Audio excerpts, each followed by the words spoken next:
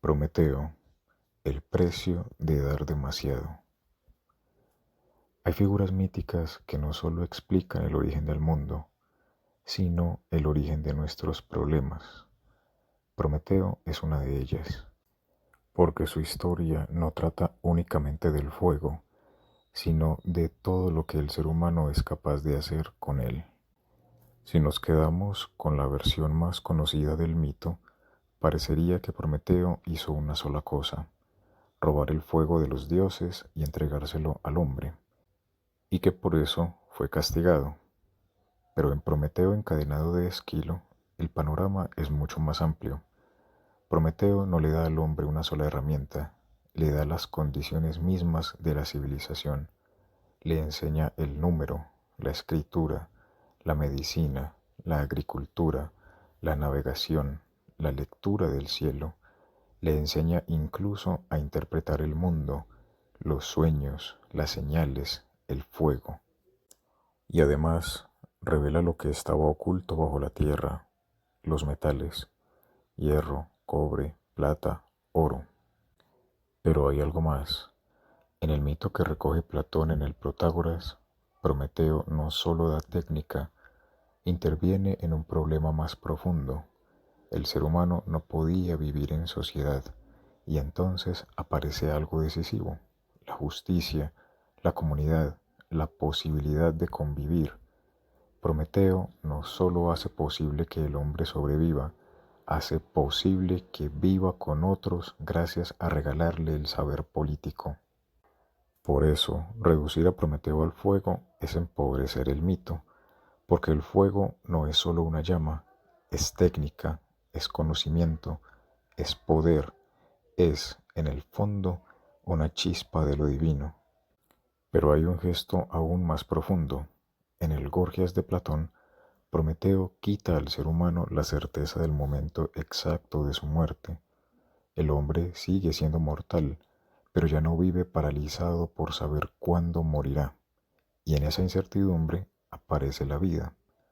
Y luego, la esperanza. Prometeo dice haber puesto en los hombres ciegas esperanzas, y esto es inquietante, porque la esperanza sostiene la vida, pero también puede sostener una ilusión que nunca se cumple.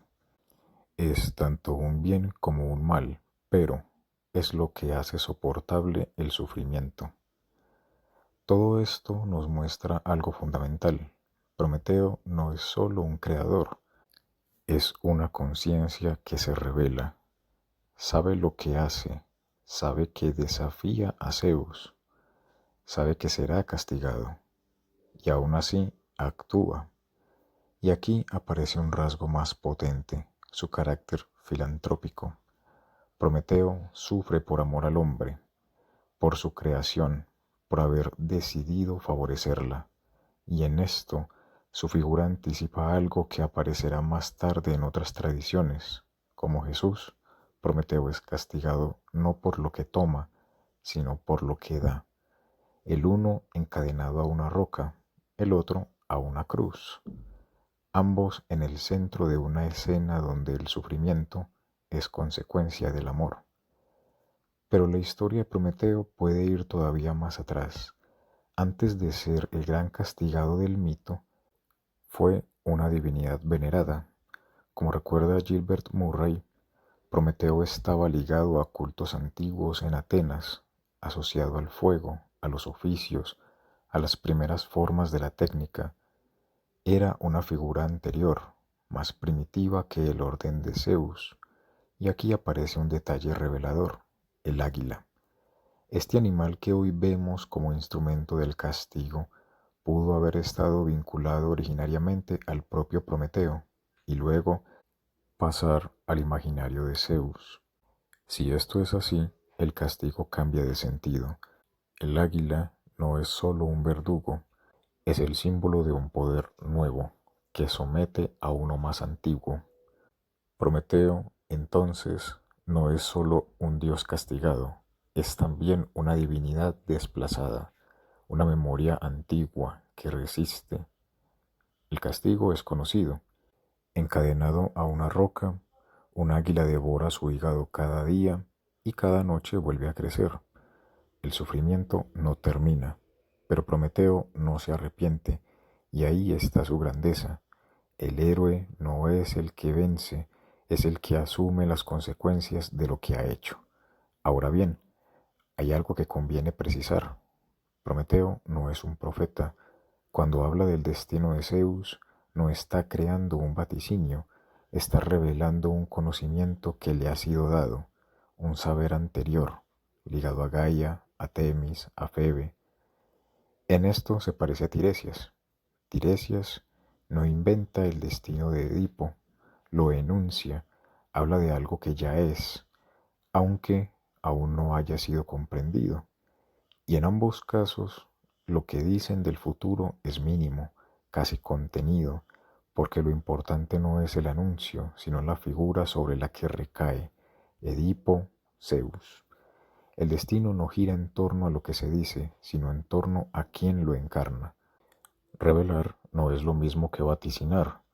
Vaticinar es producir un futuro. Revelar es hacer visible lo que ya está inscrito en el mundo.